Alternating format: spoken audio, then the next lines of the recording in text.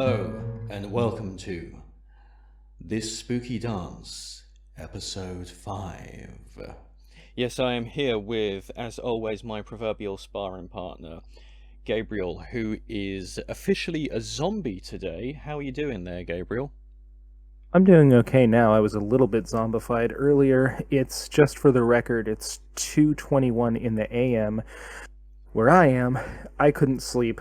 I texted you and asked if we could do this another time, and then I was like, "Wait a minute, why don't we just do it now?" Because I had asked to do it another time because I knew I was going to be up all night tonight and I was going to be a complete zombie tomorrow. So, since I'm going to be up all night, why not just record it now? And in case anyone's worried that I'm being very cruel to my co-host, this is what he's currently recording at the time I record at. Every other time we've done this, this is the only time it's Correct. ever been morning here. Correct. Correct. There's no heat, no ill will whatsoever. um, and what a fantastic time for you to be leading the episodes and doing all the research and leading the presentation when you're Yeah, basically a corpse. yeah, totally. So you don't get much more supernatural than that. So today we are going to be talking about perhaps the least supernatural but most possibly creepy thing that we've talked about so far, which is a little borough in Pennsylvania, or at least it used to be, called Centralia. People may have heard of this as being the real life Silent Hill. And that was one of the things that I was actually under the impression of as well. Why don't you tell us, as the only supernatural part of this story that we're going to talk about, is that this was ostensibly the inspiration for Silent Hill, but you discovered something about that. Why don't you tell us about that? Okay, so the reason they had a heavy fog in the old Silent Hill games was because the software and hardware that they were using were not able to render these big open maps in the level of detail that they needed. There was a draw distance and things would fade in.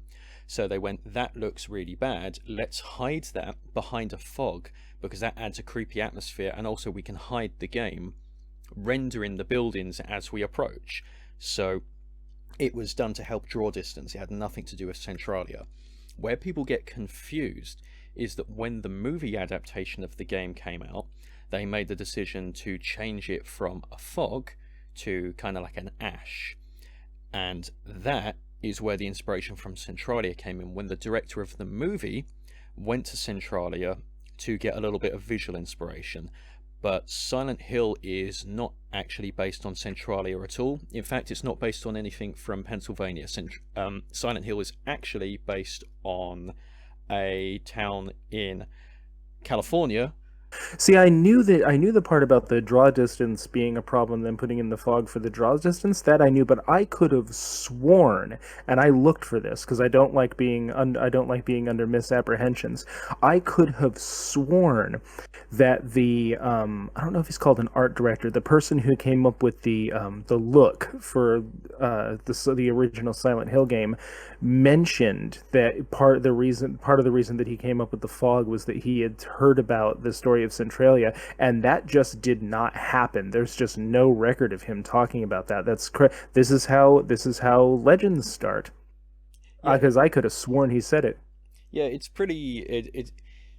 I guess maybe what some people call like a Mandela effect, but I think a lot of it is like blog Mhm. journalism, where people will go, "Oh, but did you know it's actually based on this town in Pennsylvania called Centralia?" But no, it's not. I guess that's the last of Silent Hill. Sorry, guys. Well, it's been the last of Silent Hill since 2014. I'm sorry to say, fucking Konami. Okay, so Centralia, maybe not particularly supernatural, but it is amazing from top to bottom in every aspect of this story. I think that this true story is a macrocosm or a microcosm of America. I think that this is a thoroughly American story. I think it says everything good, bad, and indifferent about the United States. It says things about our responsibility when it comes to the environment. It says something about the urban rural divide. It says something about government. It says something about individuals. It just says something about everything. So suffice it to say, in 1962, there was an underground mine fire in Centralia, and that fire is still burning. It's been burning for a very long time. During the process between 1962 and the inevitable evacuation of the town of Centralia, there were a variety of things that were attempted to try and put out this mine fire. They pumped water down into the mines. They pumped fly ash, which is this non-combustible material. They dug trenches. But every step of the way, the government kept running out of money, or they kept getting held up in Congress and not wanting to over the amount of money that they were willing to spend on these projects. While this was happening, during into the 70s and especially the 80s and the 90s, people started reporting carbon monoxide poisoning symptoms. There was their houses were unsafe to live in. People had to install carbon monoxide detectors, which were not a dime a dozen at Walmart back then. They had to have people come in and do all these tests. They were recommending that people have parakeets inside their houses because the carbon monoxide from this mine fire was seeping up through their floors because it was literally under their feet all the time. In the 80s, there was a little kid named Demboski who fell into a giant sinkhole in his grandmother's backyard and almost died. He literally almost fell into a pit of hell. That's when the government started kind of taking this a little bit more seriously. So to make a long story short, and we can go into the details in a little bit, what ended up happening is the government did a whole bunch of studies and research and determined that it would cost them, and I'm rounding up here, but it would cost them something in the neighborhood of $50 million to buy everybody out and just evacuate the town and demolish it and condemn it. And it would take something like $600 million to actually put the fire out. So guess which option they went with? They went with the $50 million option where they just told everybody to leave. Most people left, some people stayed. I think there's 10 people there now. It could be less than that at the time of speaking. And those are elderly people who stayed. I know who they are. I know what their names are. I almost contacted one of them because I was so obsessed with this, but I didn't want to bother them. Long story short, when those people are gone, that's it. And you look at the town today, and you would never be able to tell that there was a town there. It is the saddest story. And the most damning thing is, a bunch of the residents, including their absolutely wonderful mayor in the 80s, her name was Anne Marie Devine. She was 100% 80s woman. Like, if you look at her, she has all this like gaudy jewelry and this wonderful hair, and she was just amazing. And she was standing up to Washington, and she said, "Hey, if this was Philadelphia, you guys would have this out in a week." There would be no question that we're not going to let Philadelphia sink into a fire pit. But they're just little Centralia, so fuck them.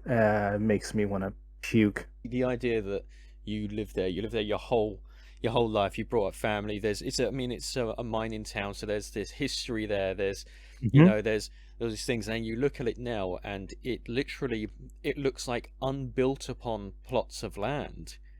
Yeah.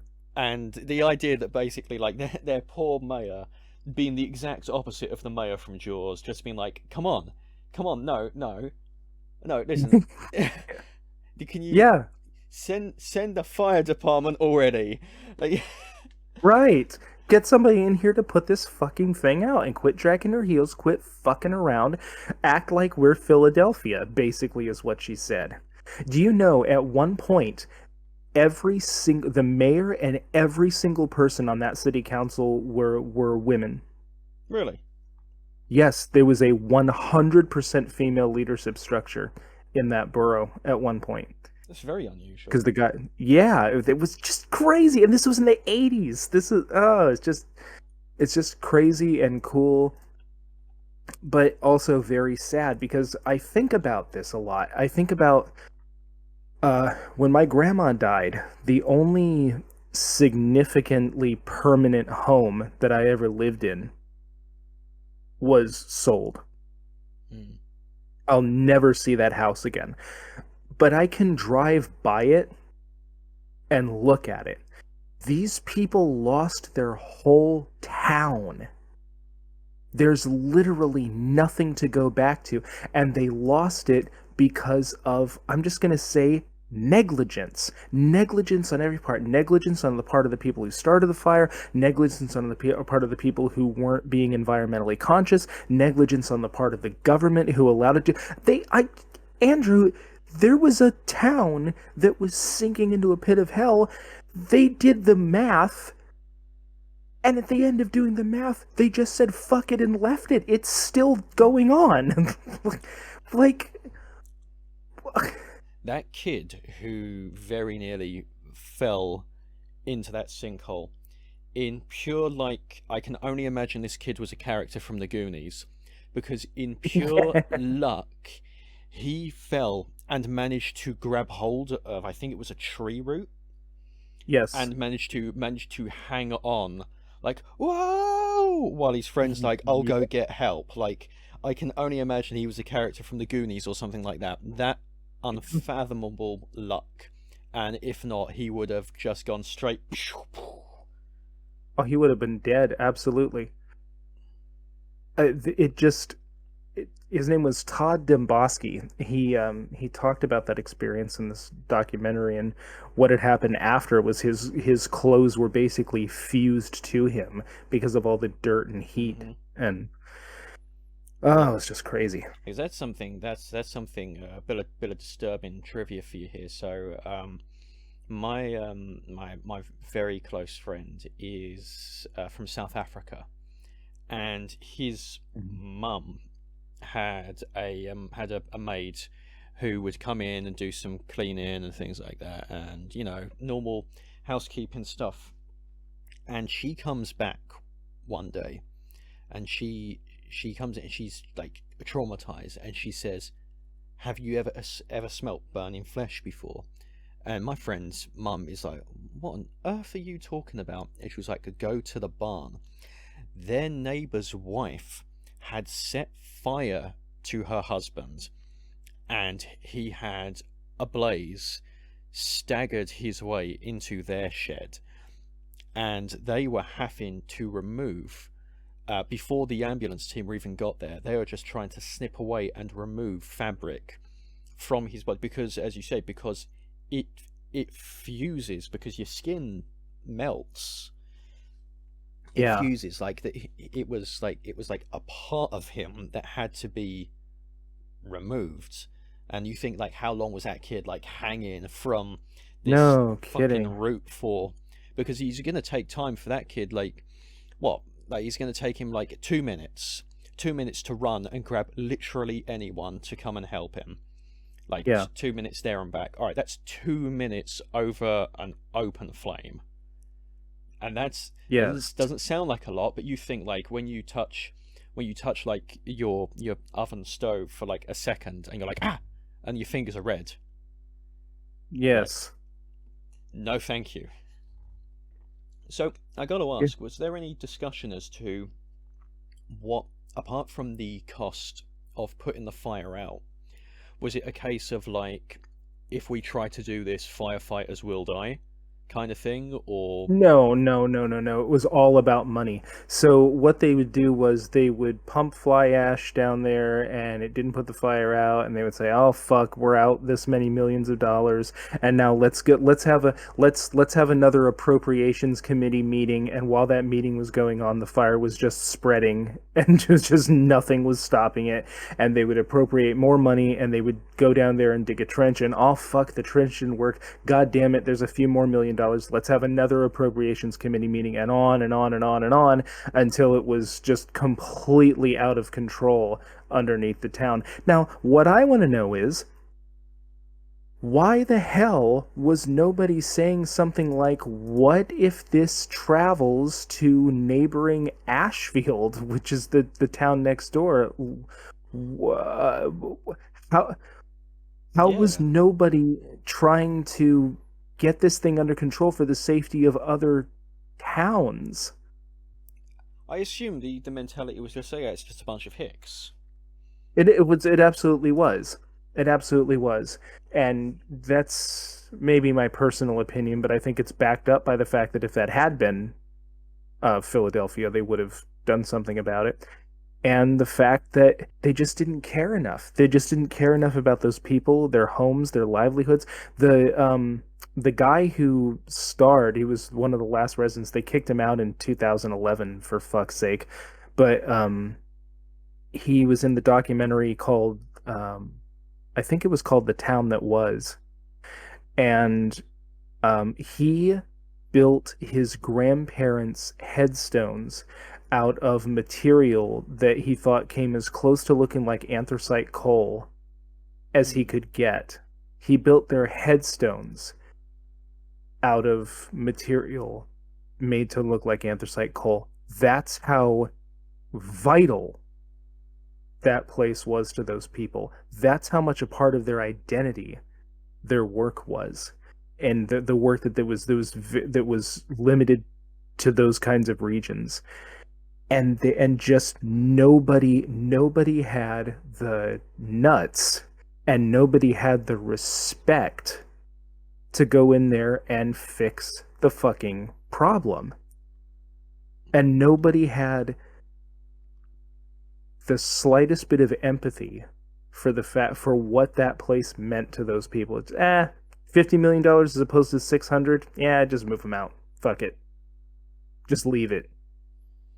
Yeah, I Fuck. mean, like when you're in a small area like that, like it's so much more tribal, like it's so much more a part of your identity than maybe if you're in, you know, like a big city. Like I would say honestly, like even from like where I live in one of the largest metropolitan places in the world, and even then I would say I associate far more with the slums in the east than I Yeah. do, you know, like the city as a whole.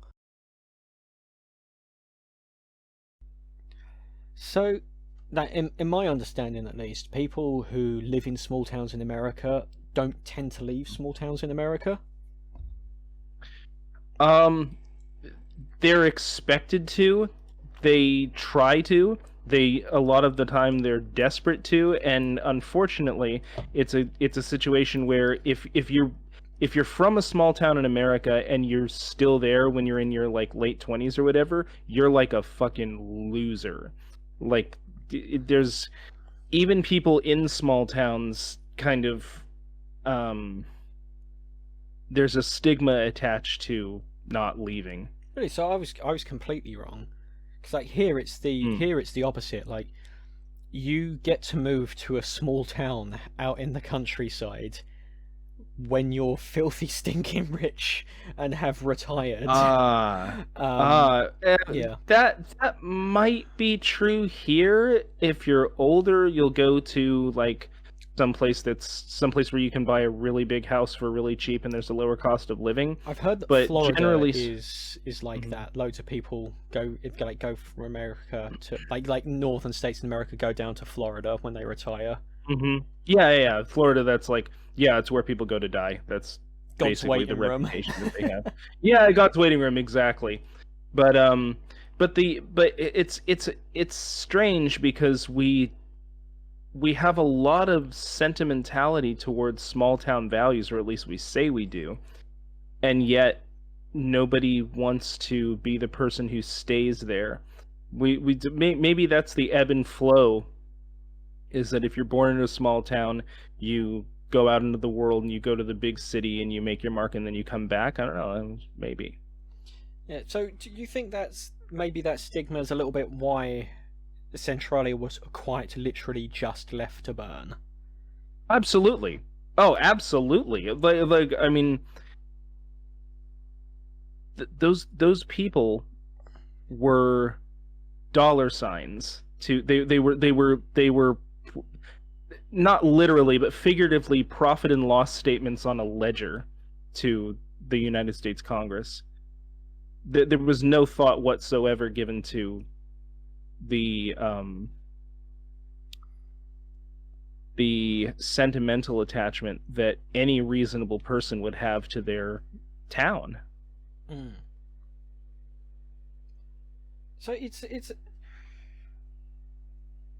because normally here we talk about like supernatural shit or like yetis and stuff like that, whereas this is something I think is really grounded in, you know, life, because this is literally something that just happened and the only tenuous supernatural connection is the myth that Silent it inspired. Yeah. Yeah, which isn't even fucking true. Well, I gotta say too, I think, well, it is scary, and I think, okay, I was so fascinated by this story, and for a very particular reason I did this. I tracked down the phone numbers of some of the residents who still live there. They're in like their 90s, some of them are in their hundreds now. And I came very, very close to calling them on the phone and trying to get them to talk to. I knew they wouldn't. They would have hung up the second I told them why I was calling. But the reason I want to do that, somebody needs to be live streaming or doing like an actual documentary of those people's lives, because I don't think this has ever happened to anyone like this. I know my understanding is that a couple other mine fires have happened and that there are other mine fires that have been burning for a long time. I don't think anybody has ever been totally uprooted from their homes and the thing just left to burn, and people being basically squatters on what is now eminent domain federal land in their own homes. I don't think this has ever happened to anyone else, and I want to know what it's like and how they feel. I want to know, how do they keep the lights on? How do they go to the store? You know what I mean? Yeah, just day to day life and living. Like they must have to. I can only imagine they have to drive out, do a big shop in another town to get all of their food and come back, and like, and of course, like, I mean, the greatest tragedy of all this is Graffiti Road was painted over. I don't know if you heard that. Yeah, I did hear that. People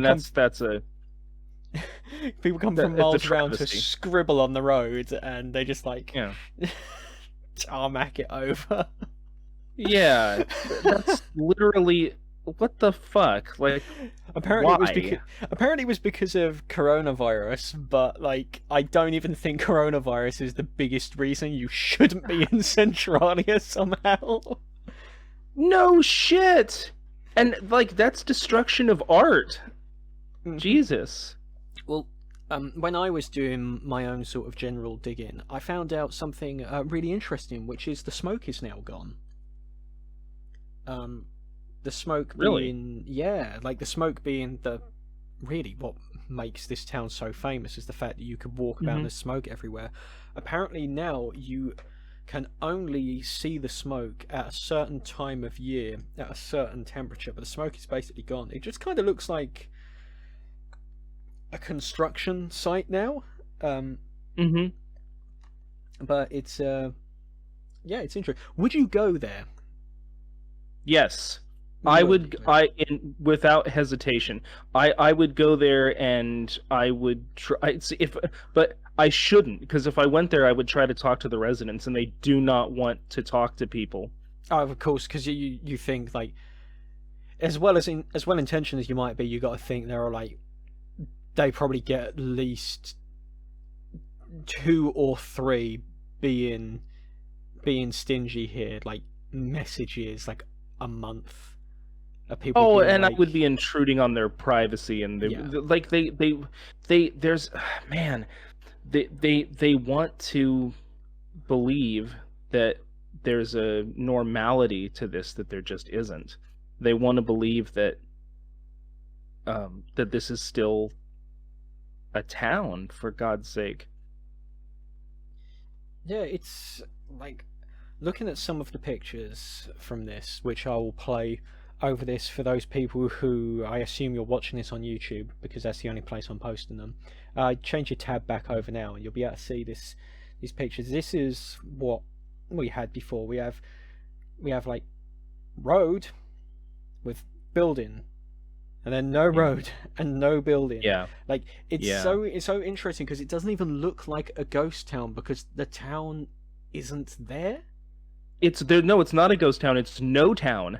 It's just wilderness now. There's no. That's the biting tragedy, is that there isn't even any sign that there was ever anything there. It was erased from existence.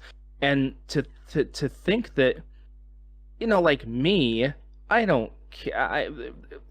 care about my hometown or anything like that, but that's me grown up in, the Bay Area. To these people, that was everything. Of course. And everything they had is gone. It's like erased. Well, I guess that's a good and sad place to end this slightly shorter, but not much shorter, episode of Limey and the Yank. And next time, I don't know who will be covering the topic. But that is goodbye from me. And goodbye from me. And I fucking got him to do it again. Bye, everyone.